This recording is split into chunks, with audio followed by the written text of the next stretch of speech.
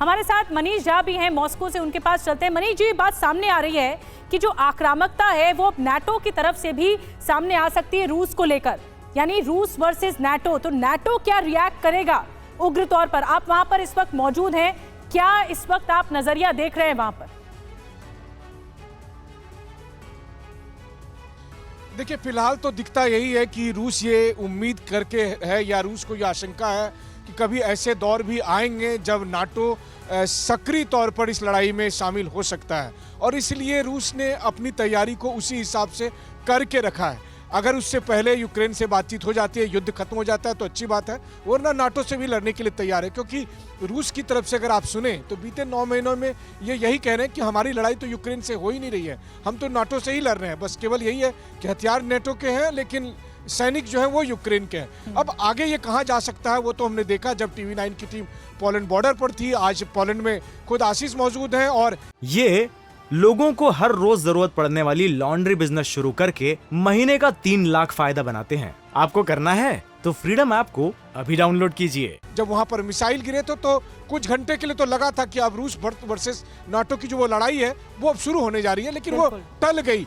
कितने दिन तक टल पाएगी ये नहीं पता, लेकिन हाँ, जब भी कभी शुरू होगी तो पुतिन उसके लिए तैयार है। कम से कम रूस में रहकर तो यही दिखता है। बिल्कुल, एक बड़ी बात की तरफ मनीष ने भी इशारा किया कि ये बात तो टल गई है कि रूस वर्सेस नाटो सामने आया, लेकिन रूस तो ये कह ही रहा है कि ये दरअसल लड़ाई तो नाटो से ही है। और दीपक बोरा से मैं शुरुआत करूंगी रिएक्शन का।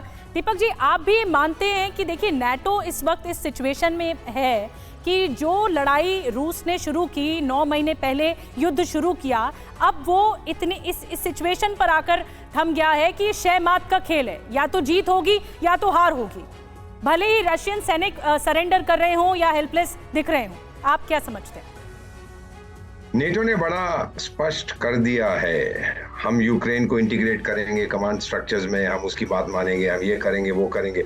फॉर्मल मेंबरशिप के बिना सब कुछ कर रहे हैं। वो सिर्फ अपने सिपाही नहीं भेजेंगे मरने के लिए, जबकि एक रूसी नेता जो जानते हैं वो वॉर हॉक है, उन्होंने कहा हम अकेले लड़ रहे हैं नेटो से और हम लड़ते जाएंगे। मैसेज बड़ा क्लियर है, ये रेड लाइन है रशिया की, इसको क्रॉस मत करो नहीं तो टाइगर ऐसी मार पड़ेगी तुझे, याद रखेगा। लेकिन जो ये सर्कस का आदमी है ज़ेलेंस्की, अब जो मैं आपको बता देता हूँ एक सेंटेंस में, पूंछ जो है वो हैवान को हिला रही है और हैवान नाराज हो रहा। जी शंकर प्रसाद जी, मैं आपसे पूछ रही हूँ, क्या यहाँ पर आपको रूस वर्सेस नाटो दिख रहा है? नाटो इस बात के लिए लाइन क्रॉस करेगा कि आगे आक्रामकता रूस के खिलाफ दिखाई जाए? देखिए, वॉर ड्रिल तो होती रहती है, बहुत होती रहती है, एक्सरसाइज भी होती रहती है, लेकिन हमला करना एक अलग बात है। आप क्या मानते हैं? रूस की लड़ाई अमेरिका से हो रही है। अमेरिका लड़वा रहा है, मरवा रहा है यूक्रेन के सैनिकों को, यूक्रेन के सिविल पॉपुलेशन को। वहाँ बर्बादी हो रही है। पिछले 9 महीने में कितनी बर्बादी हो चुकी है। आधा यूक्रेन ख़त्म हो चुका है और ख़त्म करने के पीछे पड़ा हुआ है रशिया या अमेरिका। वो सोचता है कि शायद रशिया को इन हालातों को क्रिएट करके हम रशिया को वीक करेंगे। नाटो में इतनी ताकत नहीं है आज की तारीख में कि वो मिलिटरीली इसमें इन्वॉल्व होकर रशिया के साथ फिजिकल लड़ाई करेगा। अमेरिका में ताकत है, जहाँ तक नाटो किसी में ताकत नहीं है। जिस तरह से लड़ाई चल रही है, ये नाटो के ये जो यूरोपियन देश हैं ये तो वैसे ही मर जाएंगे सर्दी में।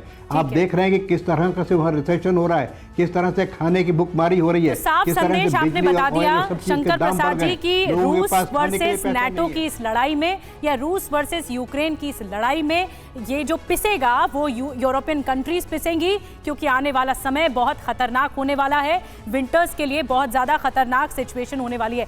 ये लोगों को हर रोज जरूरत पड़ने वाली लॉन्ड्री बिजनेस शुरू करके महीने का 3 लाख फायदा बनाते हैं। आपको करना है तो फ्रीडम ऐप को अभी डाउनलोड कीजिए।